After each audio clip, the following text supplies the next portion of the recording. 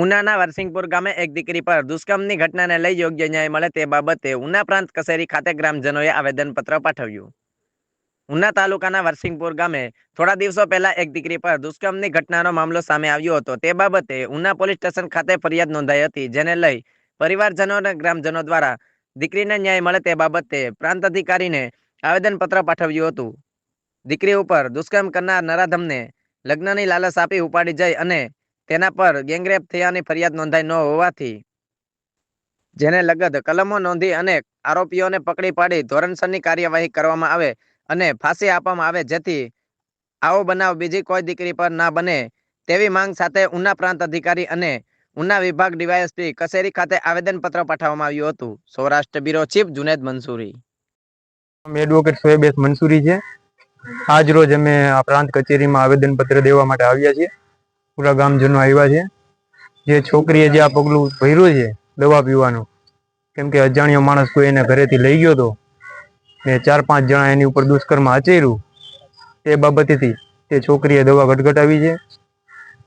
જેથી અમે ફરિયાદ પણ આપેલી છે ઉના પોલીસ સ્ટેશનમાં, પણ આજ દિન સુધી કોઈ આરોપીની અટકાયત કરવામાં આવી નથી.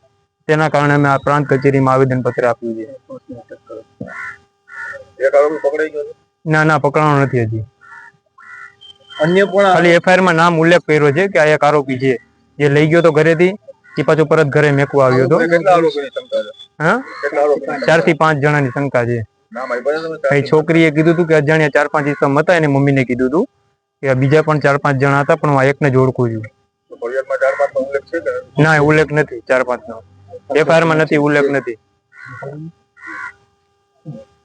જે મુજાવર હું ઉના રહું છું. આજે વરસિંગપુર ગામે થોડા સમય પહેલા જે બનાવ બન્યું છે, જે બાળકી સાથે સામૂહિક દુષ્કર્મ થયું હતું, તેને અનુસંધાને આજ રોજ અમે પ્રાંત કચેરી ઉનાએ ગૃહમંત્રી સાહેબને નાયબ કલેક્ટર થ્રુ આવેદન પાઠવવામાં આવ્યું છે. કારણ કે જે દુષ્કર્મ કરવામાં આવ્યું છે તે દુષ્કર્મના તમામ આરોપીઓને એફઆઈઆરમાં આવરી લેવામાં નથી આવ્યા તથા કોઈની અટકાયત થઈ નથી. તંત્ર હજી સૂતેલું છે. કોઈ અટકાયત કે કોઈ પણ કાયદેસરના પગલાં લીધેલા નથી, જેની કારણે દુષ્કર્મ થનાર ભોગ બનનાર દીકરીને તથા તેના પરિવારને યોગ્ય ન્યાય મળે અને ન્યાયિક પ્રક્રિયા તથા ન્યાયિક પ્રક્રિયા જળવાઈ રહે અને ભવિષ્યમાં કોઈ આવું બનાવ ન બને અને કોઈ બાળકીનું જીવન ના દુભાય કે જીવન ન ટૂંકાય, તેને ધ્યાનમાં લઈ આજરોજ અમે આ આવેદન પત્ર નાયબ કલેક્ટર શ્રી ઉનાને પાઠવ્યું છે. અને અમે આશા રાખીએ છીએ કે પીડિતાના પરિવારને યોગ્ય ન્યાય મળશે. 4 થી 5 લોકો જે હાલમાં એફઆઈઆરમાં ઇન્વોલ્વ નથી, તેને એફઆઈઆરમાં ઇન્વોલ્વ કરવામાં આવશે, ધોરણોસર અટકાયત કરવામાં આવશે અને ભવિષ્યમાં આવું કોઈ બનાવ ન બને તેની તકેદારી રાખવામાં આવશે, જેથી નારીના સન્માન અને નારીની ઇજ્જતને, આબરૂને સલામતી અને યોગ્ય ન્યાય મળી શકે.